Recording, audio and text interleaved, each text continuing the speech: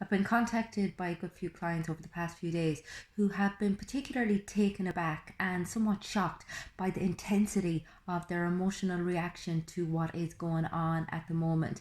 And I touched off this a little bit yesterday, and I just wanted to expand a little bit more on it today.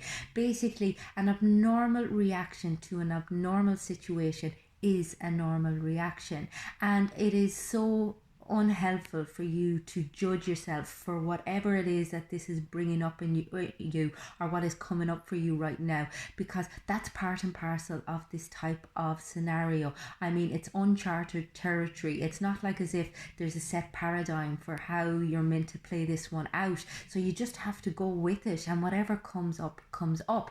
And oftentimes, what it brings up is intense visceral emotions that we're not really accustomed to dealing with. Fear for your life, feeling very threatened, feeling very claustrophobic, feeling very angry, feeling very resentful. Just all of these things that are very, very difficult emotions to sit with at the best of times. And now that we're kind of so confined, it's harder to find ways to work through them because we don't have our normal coping mechanisms available to us. And just recognizing that it is a particularly difficult situation for everybody, universally. You're not alone in this. You don't have to be alone in this. And indeed, if anyone wants to contact me directly, that's no problem. I'm happy to talk to people, because it's about being able to be vulnerable with what is going on for you, to be able to talk about it as opposed to having to hide it or avoid dealing with. That is going to help you get through this. And it's recognizing that everyone is experiencing a certain level of trepidation and fear right now. You don't have to be ashamed of it, and you most certainly do not have to deny its existence. And the fact that it's not reflective of who you would normally, or how you would normally see yourself as a person, is okay, because as I said, these are highly unusual circumstances for us.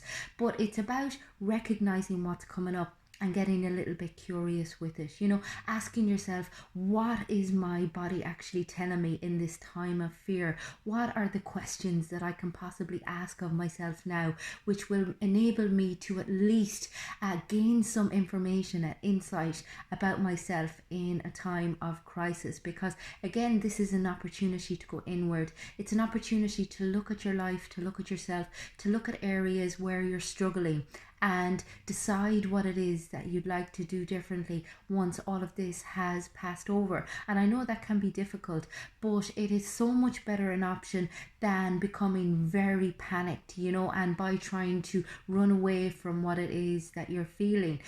See what it's bringing up. Sit with it. Try to accept the fact that this situation isn't going anywhere. And as I said, see it as an opportunity to develop the self, to develop your connections with others. And as I said, obviously not on a physical level, but very much make sure that you continue to talk to people, that you continue to reach out. This is the one time when all of our technology should be a lifesaver for us. So make sure that you make the most of it and contact people who you may not ordinarily contact. Make sure that older people who live alone, that you keep them in your loop, that you keep them in your circle, and that you keep that kind of sense of connection going, because it's unity that is going to get us through this, and the fact that we're not able to physically be in contact makes it so much more important that we reach out, or find another way to reach out to each other at some level. Soften.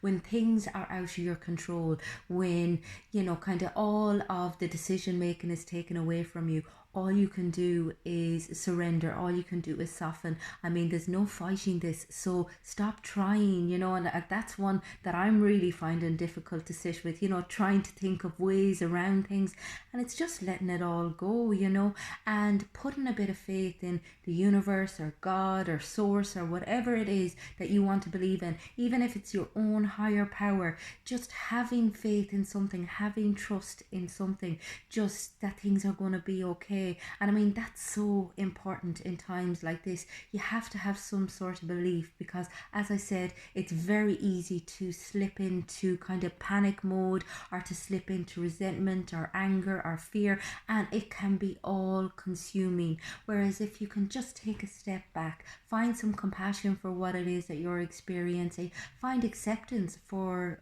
everything that's happening and make your peace with it and choose to make the most of this time of restriction. Choose to analyze what it is that you truly desire from your life and decide and give yourself something to look forward to for when all of this has passed over. Decide what it is that you would like to see yourself doing and give yourself kind of something to work on, to work towards, that will help you get through this rough time. And connect with your kids, connect with your partner, connect with whoever it is that you can reach in this time, because as I said, we really need each other more than ever before.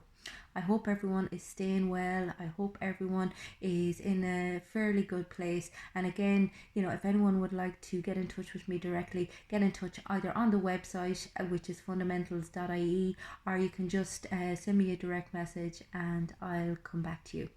Stay well.